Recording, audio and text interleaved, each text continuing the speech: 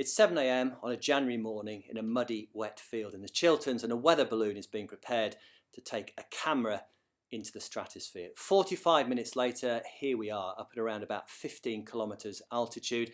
The setting full moon in the distance, perfectly framed by that arc of darkness. That's actually the shadow of the Earth being projected up by the rising sun. Below us we have the high cloud. That's around about 8 kilometres altitude. A little bit of detail showing up as the sun begins to rise off in the northeast. Now the sun's a little higher, so the arc of that shadow has got a little bit lower. Can still see the moon, hasn't got down towards the horizon yet. One or two holes in the cloud down to the south. That's the back edge of a clearing front that's moving away towards the east. The thicker cloud where the sun's just peeking above the top of it now, but some people are still getting wet under that cloud over eastern parts of the UK.